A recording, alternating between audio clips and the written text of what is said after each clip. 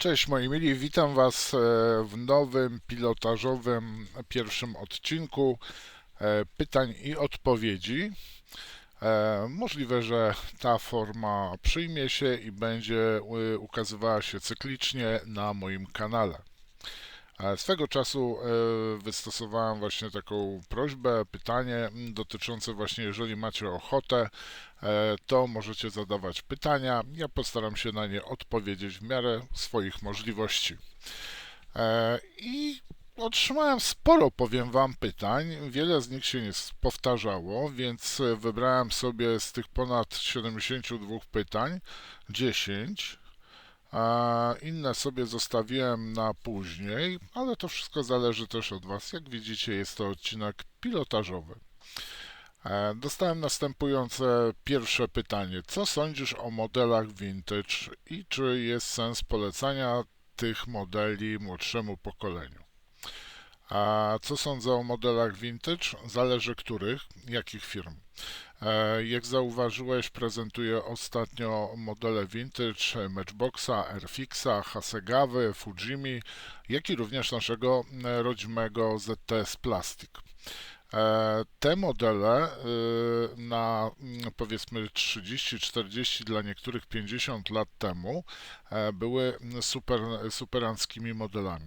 W stosunku do dzisiejszych modeli, no są modelami vintage, tak? Ale to nie oznacza, że straciły na ważności. Moim zdaniem modele vintage powinny być wręcz sklejane, szczególnie przez już takich starszych modelarzy, czyli 45 plus, którzy mają już jakieś umiejętności. Te modele już wiedzą, jak skleić, jak do nich podejść. Mamy odpowiednie już powiedzmy umiejętności, mamy tak samo odpowiednie kleje, narzędzia, więc w tym wypadku po prostu jak najbardziej dla starszych modelarzy polecam powrót do lat pacholęcych, żeby sobie właśnie wzięli jeden, dwa, a może więcej modeli, które kiedyś sklejali i zapewne nie rozczarują się, będą bardzo mile zaskoczeni tymi modelami, jak i również będą mieli tak zwany, według mnie, wspomnień czar. Więc tutaj, jeżeli chodzi o polecenie modeli vintage starszemu pokoleniu modelarzy, jak najbardziej tak. Co do młodych modelarzy, powiem, że też tak. Fajnie by było, gdyby młode pokolenie nie sklejało tylko i wyłącznie klocków Lego na uwięzi, czyli aktualnie wydawanych, perfekcyjnie wykonanych modeli, które tak naprawdę się składa, no i przymocowywuje te części za pomocą klejów, żeby powiedzmy nie rozpadły się, ale tak naprawdę to są klocki Lego. Fajnie by było, gdyby ci młodzi ludzie poznali właśnie powiedzmy takie bardziej zaawansowane. Wiem, może to zbyt górnolotnie tak powiedziane, ale po prostu, żeby zobaczyli, jak się kiedyś sklejało modele, co trzeba było e, wiedzieć, żeby taki model skleić, nie mając tak naprawdę praktycznie profesjonalnych, obecnie dostępnych, ogólnodostępnych narzędzi, jak i również klejów. Oczywiście z dzisiejszym warsztatem, tak? Więc ja na przykład w tej chwili sklejam z racji challenge'u dwa modele. Oczywiście moje modele będą poza konkursem, ale jest ten challenge ZTS Plastic i sklejam dwa modele samolotów, które powiem Wam, mile jestem zaskoczony, bardzo dobrze się składają. Nie jest to perfekcyjnie wykonany model. Tutaj nie bierzmy żadnych planów, tutaj podejdźmy do tego z sentymentem, a jeżeli ktoś będzie chciał mieć taki perfekcyjnie wykonany model, no to jest na przykład dwóch polskich producentów samolotów, modeli plastikowych ogólnie rzecz biorąc, i jeżeli będziecie potrzebować takiego zgodnie z historycznym, znaczy inaczej, z danymi technicznymi model rewelacyjnie odwzorowany, jak najbardziej tak. Ale jeżeli chodzi na przykład firmy Hasegawa, Fujimi, Airfix, Matchbox, ZTS Plastic, jak najbardziej polecam młodym modelarzom, żeby po prostu, bo tam są też bardzo ciekawe modele, żeby spokojnie skleili sobie te modele. Naprawdę będziecie mieli bardzo fajną frajdę. No tak ja uważam, że te modele należą się każdemu, i starszemu, i młodszemu. Drugie pytanie. Dlaczego używasz tylko farb akrylowych, a nie używasz lakierów czy też farb olejnych? Bo farby akrylowe nie śmierdzą, nie mają intensywnego zapachu. Chemia stosowana do tych farb również nie ma intensywnego zapachu. Jeżeli chodzi o lakiery, to mam dwa zestawy. Farb olejnych w tej chwili nie posiadam w ogóle. Namalowałem się farbami olejnymi jako dziecko, jeszcze nie nastolatek i oraz nastolatek i powiem Wam, że w dzisiejszych czasach nie miałem innych farb po prostu, miałem olejne farby i tymi farbami musiałem malować, bo inaczej bym nie pomalował modelu. Jeżeli chodzi o lakiery, tak jak wspomniałem, nie lubię farb, które intensywnie pachną i muszę w 100% malować w masce, no bo są to farby, które zawierają środki chemiczne, a na tyle nie mam wentylowanego pomieszczenia, żeby malować powiedzmy pod komorą taką lakierniczą, tam gdzie powiedzmy też mogę malować pędzelkiem. Wolę farby akrylowe, lepiej mi się z nimi współpracuje. One ze mną też współpracują i oczywiście też trzeba odpowiednie środki bezpieczeństwa zachować, chociażby przy malowaniu aerografem. Tutaj bez względu na to, jakim rodzajem farb się maluje, zalecam używanie masek pyłochłonnych, znaczy które zabezpieczą nas przed zapyleniem, tak? Jak i również intensywnym zapachem chemicznych płynów. Ale to w przypadku, jeżeli chodzi o lakiery, czy też farby olejne. Wolę akrylowe farby. Trzecie pytanie. Jaki bym polecił aerograf dla początkującego modelarza? To jest bardzo ciężkie pytanie. Powiem Ci tak. Aerograf, czy jest się początkującym modelarzem, czy zaawansowanym modelarzem, aerograf powinien być dobrej firmy. Co ja uważam, teraz zapewne padnie pytanie, a co to są dobre firmy? Powiem tak. Aerograf z jedną dyszą, z tą jedną iglicą, tak, mniej więcej kosztujący około 300 zł, jest uważany za dobry aerograf. Ja używam aerografów, swego czasu używałem tak zwanych tanich chińskich aerografów, gdzie traciłem kupę nerwów, ale były tanie. Tak mniej więcej od 70 do 120 zł. I od razu mówię, takich aerografów nie opłaca się kupować, bo po prostu można się zniechęcić do wszystkiego, nie tylko do malowania aerografem, ale również do malowania, sklejania i tak dalej. Dobry aerograf mniej więcej kosztuje tak plus minus od 200 zł. Może kosztować to 180, ale z reguły jest to 200 zł. Na przykład ja polecam aerografę firmy Galerii. Oczywiście jest to chińska firma, ale jest to bardzo wysokiej klasy premium aerografy produkują. Ja używam aerografów modelu Mobius, czyli premium, Mobius 03, Mobius 02 oraz Galerii seria Ace 98D. Ale używam również, mam jeden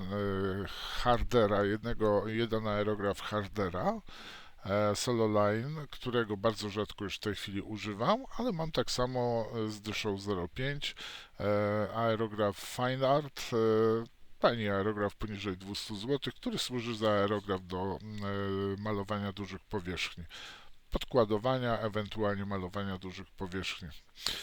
Więc jeżeli masz ochotę, wpadnij do mnie i pokażę Ci aerografy, które ja posiadam i wybierzesz najlepsze dla siebie. Możesz tak samo przetestować, możesz pomalować, przetestować, ponieważ użyczę Ci własnych aerografów, powiem co i jak. Więc na to pytanie odpowiem w ten sposób. Czwarte pytanie. Co sądzisz o modelach pojazdów od polskiej firmy IBG? Czemu je polecasz? Oj, polecam te, które prezentowałem modele. Ale teraz te pojazdy mnie trochę tutaj, czy chodzi Ci o czołgi, czy chodzi Ci również o pojazdy kołowe? Jeżeli chodzi o pojazdy kołowe, moim zdaniem IBG produkuje bardzo wysokiej jakości modele pojazdów plastikowych w skali 1,72, ale również w skali 1,35. Nie ma to tamto, te modele są naprawdę bardzo wysokiej jakości. W starszych modelach, dawniej wydanych, mogą się pojawić małe problemy, powiedzmy, ale nie powinny, więc jeżeli ktoś skleja, to nie powinno być dla niego żadnego problemu. Są to przede wszystkim bardzo ciekawe modele, gdzie inni producenci zupełnie pominęli. Więc jeżeli chodzi tak o modele w skali 1,35, jeżeli chodzi o pojazdy kołowe, jak najbardziej tak polecam. Są bardzo ciekawymi modelami i nie powinny niedoświadczonemu modelarzowi, ale tutaj trzeba też zaznaczyć jedną rzecz. Nie polecę tych modeli początkującemu modelarzowi. Powracającemu, ok, bo taki typ sklejał kiedyś, wie mniej więcej czego może się spodziewać. A jeżeli nie, to ja mu w każdym razie podpowiem. Jeżeli chodzi o modele kołowe od IBG, średnio zaawansowany modelarz jak najbardziej, polecę te modele. No, wysoko zaawansowany to doskonale wie, że sklei taki model. Teraz tak, jeżeli chodzi o pojazdy w skali 1,72, tak samo, ten sam wskaźnik, czyli średnio zaawansowany modelarz. Jeżeli chodzi o pojazdy gąsienicowe w skali 1,72, tu jest coś złego się dzieje w IBG, ponieważ IBG wydawało bardzo fajną serię World at War. W skrócie WAF, gdzie były uproszczone modele, bardzo podobne wydawane jak seria firmy First to Fight wrzesień 1939.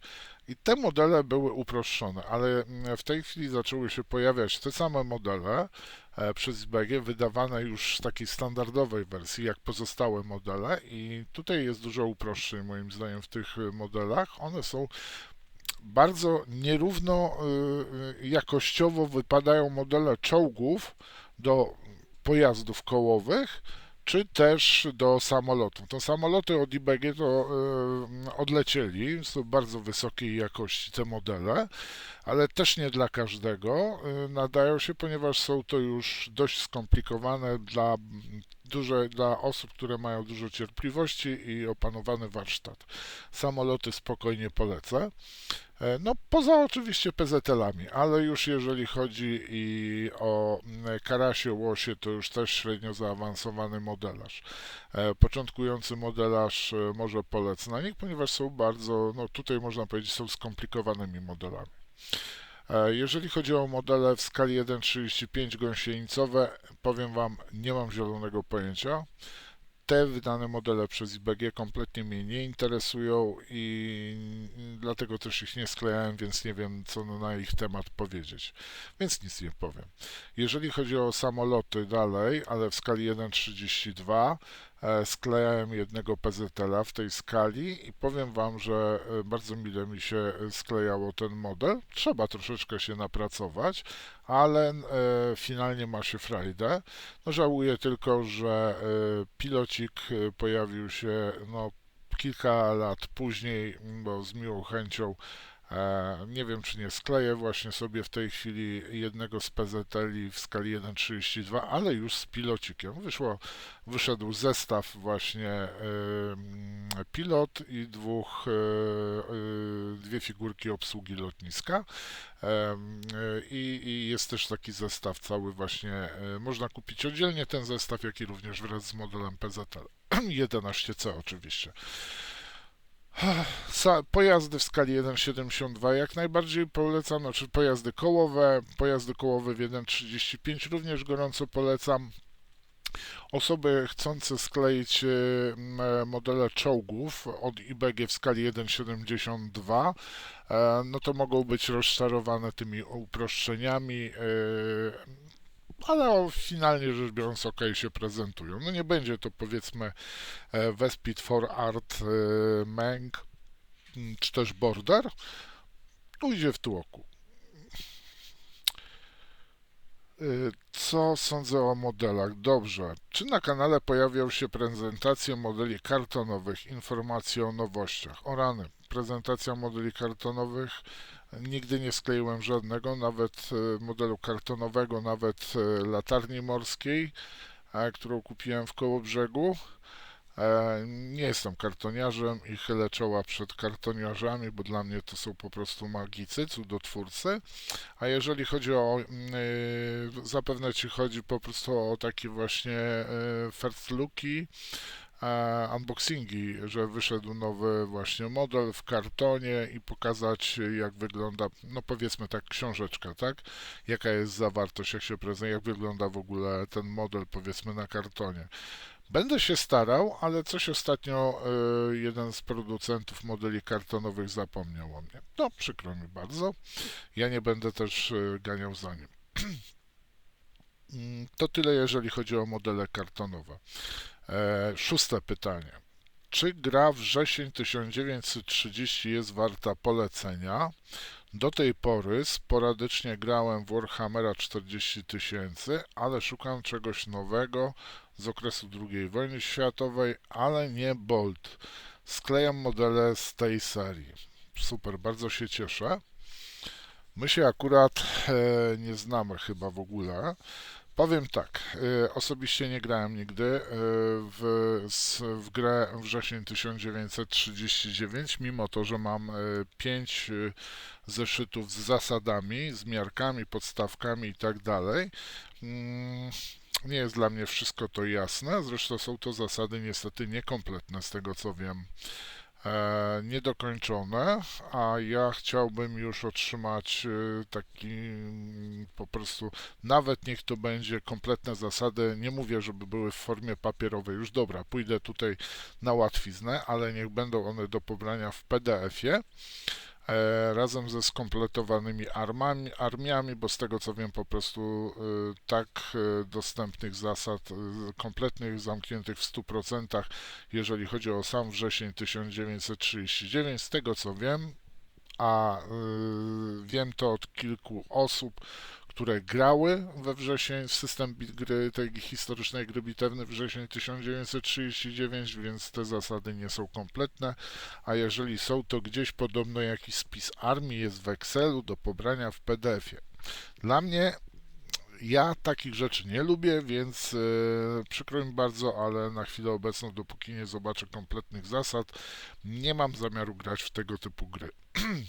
Mam inne ciekawsze. Co do Bolta, nie wiem, nie znam się, nie znam Bolta, ale wiesz co, postaram się dowiedzieć, bo jest jeszcze jedna gra bitewniak, właśnie drugowojennej i tam można spokojnie użyć właśnie pojazdów w skali 1,72, z tym, że obawiam się, że tam nie ma września, ale na pewno pojazdy francuskie, które wydała firma First to Fight z serii wrzesień 1939, można na pewno wprowadzić. Co do polskich pojazdów nie wiem naprawdę, ale postaram się dopytać i w kolejnym odcinku, może do niego dojdzie, odpowiem. Siódme pytanie. Czy malujesz figurki Warhammera aerografem, czy tylko pędzelkami? O rany, już wiem o co chodzi. Dobra. Ja naprawdę wiele figurek nie pomalowałem, jest to około, no, z moich figurek to jest około 26, a może trochę więcej, bo część jest również w trakcie malowania. Figurki maluję aerografem, jak i również pędzelkiem.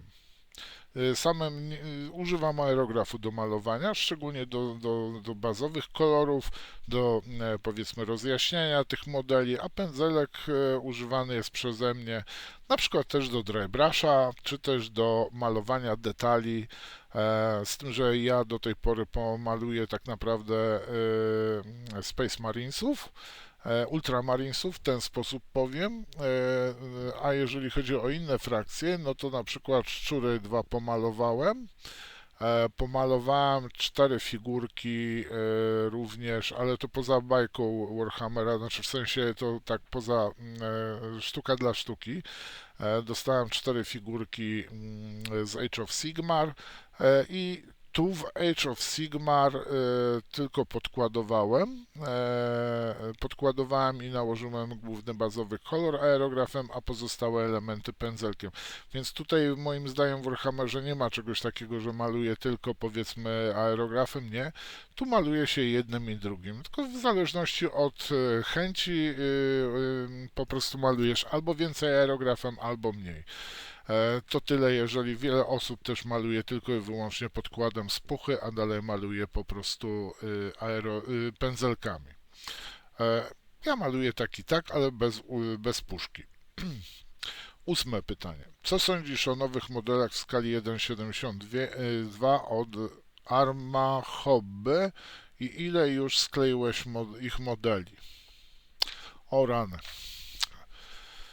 Co sądzisz o nowych? O nowych.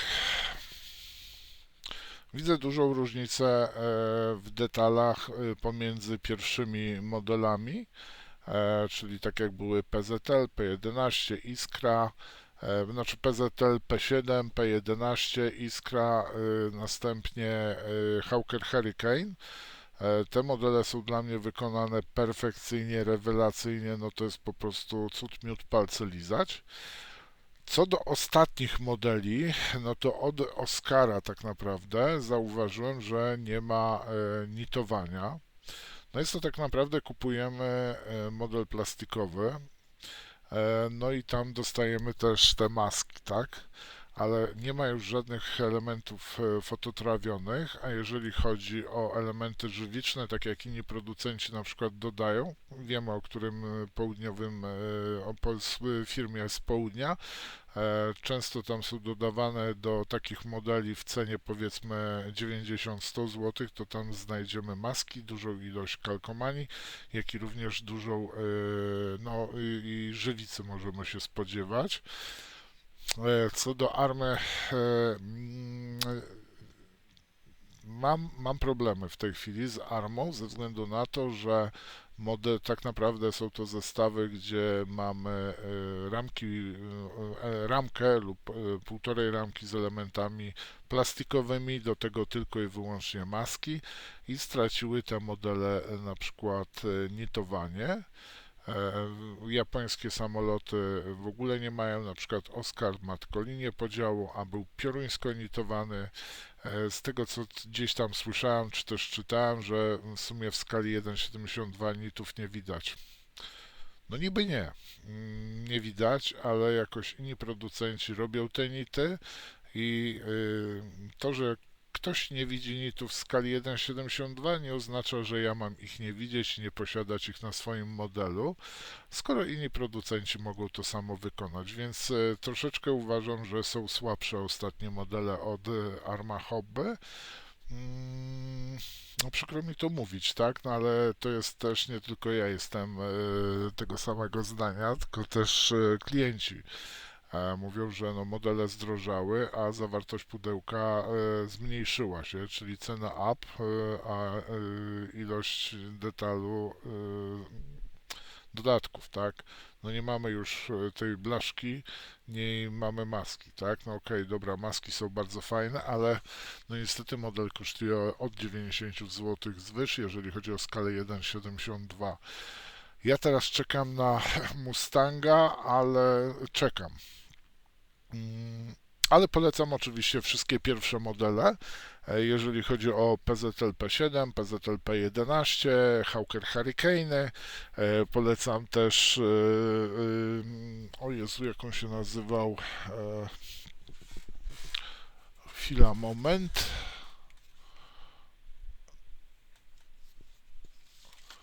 Hellcat? Nie. Wildcat, o właśnie, Wildcat. Tylko, że Wildcat ma bardzo delikatne podwozie, więc tutaj spokojnie jeżeli chodzi o początkujących modelarzy, to PZL P7, P11, Hawker Hurricane, ok, a z Wildcatem można sobie połamać podwozie, bo jest ono bardzo, bardzo delikatne i dość skomplikowane w montażu. Mam nadzieję, że pojawi się większa zawartość w zestawie, bo słabo widzę sprzedaż jako też sklepikarz. Dobra, to tyle. Skleiłem kilka modeli i skleiłem w sumie 6 modeli plus 7 dwójce i jeden model w skali 1,48. Mówię tu o PZL P11 w podstawowej wersji. Całkiem przyzwoicie mi się sklejało. 9. pytanie. Do tej pory sklejałeś modele czołgów. Do tej pory sklejałem modele czołgów od Tamiya oraz 2 od Italeri. No to witam serdecznie. Ale stwierdziłem, że czas na bardziej zaawansowane modele, które posiadają ogniwkowe gąsienice, blaszki metalowe lub metalową lufę i nie sprawiają problemu. Widziałem, że polecasz modele firmy Border. Tak, polecam, bo myślę, że są warte, godne polecenia. No jeżeli sklejałeś już kilka czołgów od Tamiya, coś od Italeri, no to powiem Ci tak, zapraszam do siebie do magazynu, obejrzysz na własne oczy sobie modele Bordera w skali 1,72, jak i również w skali 1,35, tych modeli jest bardzo dużo. Ja chyba wiem, ty pisałeś też właśnie na temat właśnie tych, dopytywałeś się na temat właśnie chociażby Stuga, tak? Tak, dokładnie one są tak perfekcyjnie wykonane i z tego co pamiętam rozmawialiśmy na temat Leoparda 2A3, Leoparda 2A5, którego sklejałem w barwach pierwszej warszawskiej brygady pancernej. Tak sklejałem i bezproblemowo wiem. Gąsienice przerażają, mnie też trochę to przeraziło, ale bardzo dobrze się je składa, mimo tego, że są w stylu elementów. No, chyba to ty wspominałeś właśnie, że już masz dosyć tych gumisiowatych gąsienic. Rozumiem doskonale to. Czas wskoczyć level wyżej, a jeżeli chodzi o firmę Border, to tak jak rozmawialiśmy, pisaliśmy i widziałeś, te modele są godne polecenia. Bardzo wysokiej jakości modele z bardzo dobrą zawartością. Widziałeś, że są dodatki, w sensie dodatkowe wyposażenie na czołg, metalowe lufy, elementy fototrawione, czasami dodawana jest figurka pancerniaka. Więc tu jak najbardziej rozumiesz to, mam nadzieję, że rozumiesz, dlaczego polecam też te modele. No i cena jest atrakcyjna. 10. pytanie. Czy uważasz, że doczekamy się modeli samolotów polskiej konstrukcji z lat 30.? O rany, które ostatnio prezentowałeś na kanale od ZTS Plastyk? Piszę o RWD-5, RWD-6, Czapli, Lublinie. Kurczę, nie tylko ty, nie tylko ja, tylko jest nas na pewno cała banda, która czeka na nowe wydania właśnie samolotów. Podobnie tak jak PZL czekaliśmy, tak samo jak Karasi, Łosi, oczekujemy zapewne na pozostałe polskie konstrukcje samolotów z lat 30. Ja na pewno czekam na RWD-5, RWD-6 właśnie w oznaczeniach z challenge'u Żwirki i Wigury. RWD-5 jak najbardziej z Karżyńskiego też bym skleił dzisiejszych, tak jak dzisiaj wydaje się modele, tak jak zostały wydane PZL P7, P11, P24, od Arma Hobby czy też IBG. No IBG to zrobiło Mistrzostwo Świata, ale tej klasy jak RWD-8, PWS, z tym, że z prawidłowymi skrzydłami, jak najbardziej biorę w ciemno. Nie ma najmniejszego problemu, zresztą niedługo zaprezentuję swojego RWD-5, RWD-8 od IBG. Czekam na wydrukowane, na skrzydło po prostu. No niestety tu się IBG rozjechało. Moim zdaniem powinni zrobić coś takiego, że właśnie plik z poprawionym skrzydłem powinni zamieścić, weź sobie ściągnij, wydrukuj i daj nam spokój. No niestety górne, to jedyne skrzydło w RWD-8 od IBG jest skopane podobno na maksa. Ja to zobaczyłem, faktycznie jest skopane. Ale czekam tak, na pewno czekam na co? Na czaple, nowe wydanie czapli w skali 1,72. bo ta na chwilę obecną mnie interesuje. Zapewne ci, co sklejają 48, też by chcieli mieć 48. Na pewno czekam na Lublina w 2 wersjach, a nawet w 3 czy też w 4. Lublin można wykonać z tego, co ja już się orientuję, około 4 wersji. Można zrobić wersję prototypową, można wersję później zrobić pływakową, łącznikową, i chyba tam jeszcze była jedna modyfikacja. 4 modele w każdym razie wychodzą różne. Chociażby prototypowa, ta ziemna, jak i również pływakowa. Myślę, że te modele by po prostu to byłyby gorące bułki. I tu oko jedno, potem oko drugie do Army albo do IBG. A może Ansfer? Ansfer teraz wydaje właśnie RWD 13, tak, ale w skali 1,48 i czekam na ten model. Też model będzie wydawany, to jest jeden model, nie było tutaj wersji, ale powiem Wam, że Ansfer jest odważną firmą. Wykonał Biesa w 7.2, bardzo fajny, ciekawy model. No i teraz zapowiedział właśnie RWD, dobrze mówię, 13, tak? RWD 13 w skali 1,48. Mam nadzieję, że oni też wydadzą RWD właśnie w skali 1,72, bo ten RS, który się ukazał, no jest to short run, nie? Więc fajnie, że się ukazał, fajnie, że Czesi wydali, ale ja po prostu po kilku modelach od RS darowałem sobie i sklejanie od nich modeli. Możliwe, że się poprawili i to niesamowicie, ale tak, ja czekam na nowe wypusty modeli samolotów polskiej konstrukcji z lat 30.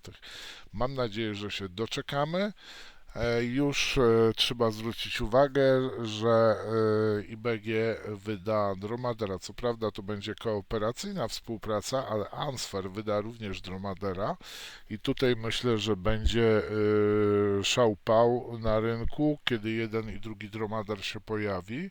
No nie są to samoloty, co prawda z lat 30., są to samoloty rolnicze z lat 60-70. To tyle. Tyle pytań, tyle odpowiedzi. Bardzo dziękuję. W takim razie, jeżeli macie ochotę, żeby taka seria pojawiała się częściej na kanale, bardzo proszę, piszcie swoje pytania, o ile one nie będą się powtarzały, to oczywiście w ten sposób będę publikował kolejny odcinek. To jest odcinek pilotażowy. Ciekawe, czy się przyjmie, co będziecie na ten temat, co wy na ten temat sądzicie, tak? Dziękuję Wam za uwagę, pozdrawiam Was, do następnego filmu. Jeżeli jest to kolejny film, jaki oglądasz na moim kanale, podoba Ci się on, chcesz, żeby się rozwijał, a nie jesteś subskrybentem, zapraszam do subskrypcji.